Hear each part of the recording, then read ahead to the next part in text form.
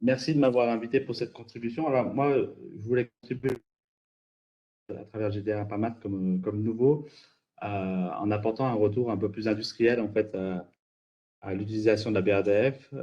J'ai rapidement passé sur la présentation d'Opto, mais je peux y revenir légèrement pour que vous puissiez situer quelle est notre expertise. Historiquement, Opto est un fabricant de solutions optiques et a dérivé sur les solutions d'imagerie. Et aujourd'hui, avec la partie Optofrance, on est aussi placé sur l'aspect un peu plus logiciel. Donc, on passe sur la chaîne de valeur de l'acquisition de la donnée à la mise à disposition de données pour le domaine industriel, notamment sur le secteur du contrôle qualité et du contrôle qualité esthétique. Et donc, indirectement, la BRDF, pour nous, a deux intérêts. Le premier, pouvoir fournir une information plus riche à des intégrateurs qui voudraient classifier des produits, et puis également pour nous, pour pouvoir faire de la rétroconception pour étudier le bon système pour observer l'information de la surface au bon endroit. Donc, l'objet de ma présentation aujourd'hui. Alors attention, là, on a un petit souci avec votre micro. Là, de temps en temps, on perd le son. J'ai pas désactivé le temps de bon, je vais faire le temps de la présentation. Est-ce que je peux zoomer? Je ne sais pas si vous pouvez améliorer votre micro ou. Je vais peut-être désactiver ma caméra. Je vais peut-être un peu améliorer plus. Est-ce que vous m'entendez toujours? Oui. On a toujours l'impression de faire une émission de radio quand on ne voit pas le film. Alors, l'objet de ma contribution, elle était aussi conjointe en fait à un développement qu'on a réalisé chez nous, un produit qu'on a appelé l'hyperdôme, qui reprend les principes de la stéréophotométrie, donc un point de vue et plusieurs points d'éclairage. Donc, l'objet en fait de ma contribution, ça a été l'étude d'une surface avec de l'eau dans des conditions où j'ai mis en fonctionnement le système depuis 1 heure pour avoir une stabilité en termes de température et de température au niveau de l'éclairage. J'utilisais de l'éclairage blanc, notamment puisque dans l'industrie, on cherche à comparer des résultats avec des contrôleurs humains. Donc, le but du jeu, c'est de faire la correspondance par rapport à ce que nous, humains, percevons. Et puis, j'ai réalisé 5 études successives, donc 5 prises de photos de la même scène avec une goutte d'eau. Donc, j'ai vu les mêmes phénomènes que la tendance à s'évaporer. Et puis, par contre, alors, un petit peu différent de ce que vient de présenter, c'était pas des demi-tons. Et j'ai pas observé de halo. Donc, à partir de cette là en fait, je vais parler de macro BRDF, puisqu'on les pixels sont de 3 par centimètre, mais on peut aisément grossir en fonction de l'objectif et de la résolution de la caméra. Une des problématiques auxquelles on est attaché, donc l'hyperdôme nous permet d'obtenir en fait ce nuage de points pour chaque pixel. La problématique sous-jacente pour l'industrie, c'est la qualité et qu'on a à fournir et à stocker. Le but du jeu, c'est de pouvoir vectoriser cette VRDF le plus facilement possible, puisque quand on a une production avec un temps de cycle de quelques secondes par produit et potentiellement une production d'1 million de pièces, il faut pouvoir stocker cette information-là. Donc, si on a quelques gigas de données par produit, ça peut vite poser problème. Donc, ce que je voulais présenter par ici, c'était les 3 niveaux en fait, que nous, on maîtrise de paramétrisation et d'interpolation de la BRDF.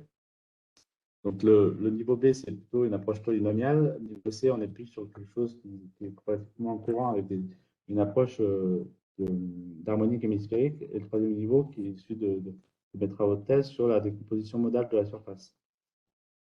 Je les ai repris ici. En fait, le changement intrinsèque, ce sont les poids utilisés, les formes utilisées pour décomposer en fait, la forme de la BRDF. Et indirectement, elle est révélatrice de la composition de la lumière.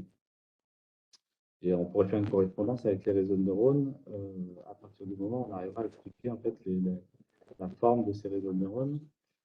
Ce que je voulais souligner par cette paramétrisation, c'est qu'elle peut avoir une certaine limitation. Alors, je l'ai mis ici une certaine limite dans l'approche de l'interpolation, notamment au niveau des bords. Et ma proposition, que je n'ai pas complètement finie dans ma présentation, c'était de pouvoir interpoler cette VRDF dans un espace sphérique plutôt que d'être limité dans l'espace cartésien. C'était de pouvoir déplier cette surface qui est finalement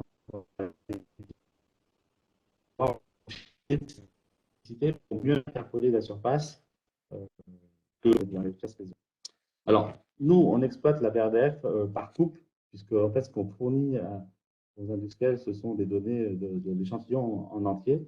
Donc, une coupe de la VRDF, si on choisit une valeur de la VRDF, ça nous fournit une image, une valeur par pixel. Indirectement, voilà 4 vues, en fait, de 4 informations de notre VRDF. Ce que je voulais souligner aussi par rapport au domaine industriel, c'est que quand on utilise un modèle un peu simple de la VRDF, on peut avoir des problématiques liées à, notamment quand on retrouve de l'eau,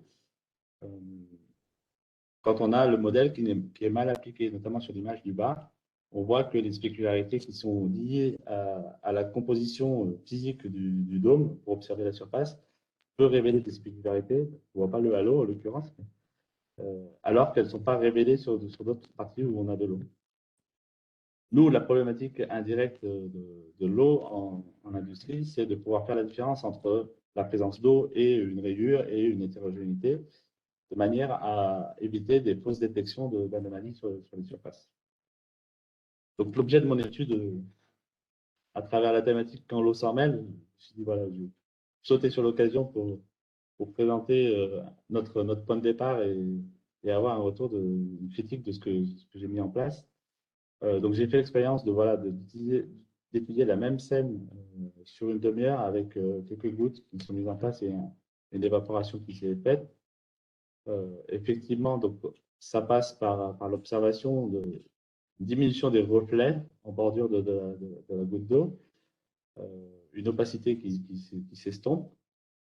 Alors, pour mieux étudier en fait cette VRDF, chez nous, on est justement dans le développement d'un outil de visualisation de cette VRDF, et c'est en ça que je n'ai pas terminé sur l'interpolation. La bonne enveloppe convexe et le bon paramètre de forme. Donc, comme étalonner en fait notre forme sur des zones sans eau, et j'ai voulu comparer avec des formes dans l'eau. Donc, en l'occurrence, sur la partie blanche, je me suis servi d'une plaque de découpe avec des lignes blanches et des zones noires. Donc, là, ça me permettait des contrastes. Effectivement, entre la zone sèche et la zone humide, on observe clairement la diminution de la diffusion. Je me suis placé hors point où on a des spécularités pour éviter d'avoir ce pic de spécularité qui est réel, mais qui nous déforme quelque part la visualisation, parce qu'on n'est pas encore au point sur ce programme. Et puis après, j'ai fait donc cette étude dans le temps. Donc là, ce qui est intéressant, c'est d'observer le dépigment, finalement, notamment des points en bas par rapport à l'état de référence. Hein. Donc, du plus mouillé au plus sec. Et on voit bien que la diffusion augmente. Donc, finalement, la quantité d'énergie renvoyée par la surface est bien multidirectionnelle. Peut-être une partie étant, comme Mathieu l'a montré, captée par la résistance totale interne de Fresnel dans la vidéo. Du coup, indirectement, l'objet de ma présentation, c'était l'initiation de ce travail que l'on a chez nous pour aussi faire le pont entre l'industrie et la recherche. On est en train de développer cette interface-là pour la visualisation. L'idée, c'est aussi d'avoir une visualisation du champ de BRDF sur l'image complète pour pouvoir comprendre l'équivalent d'une carte de chaleur, mais avec cette information riche qu'est cette fonction 3D. Et puis fournir un accès aux paramètres de la BRDF beaucoup plus standardisé, et notamment aussi sur la visualisation, puisque comme je l'ai expérimenté ici, quand on veut comparer finalement la même vue de la BRDF pour différents échantillons, il n'est pas facile de positionner la BRDF exactement dans la même position. Donc, voilà.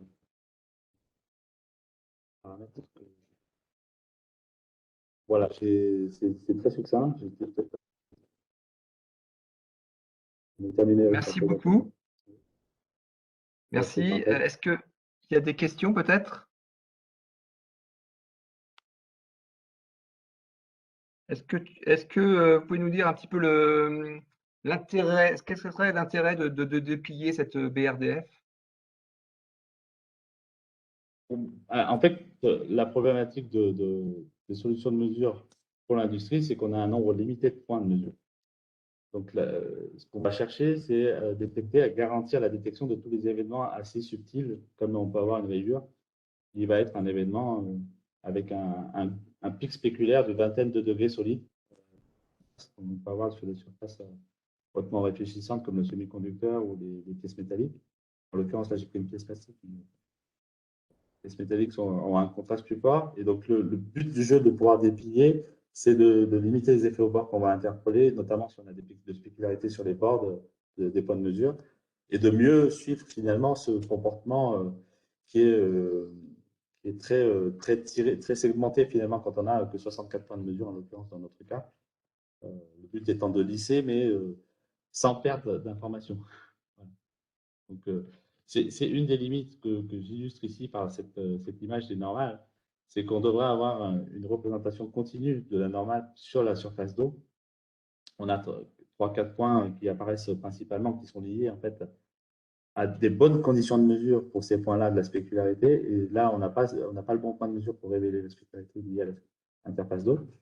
Et donc, indirectement, c'est quelque chose qu'on doit apprendre et pouvoir transférer dans l'image pour compléter ce rendu photoréaliste.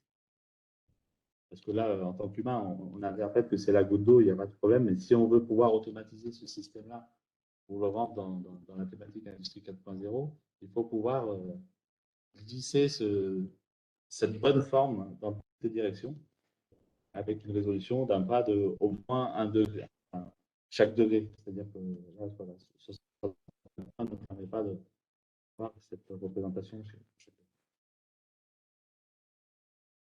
D'accord, merci beaucoup.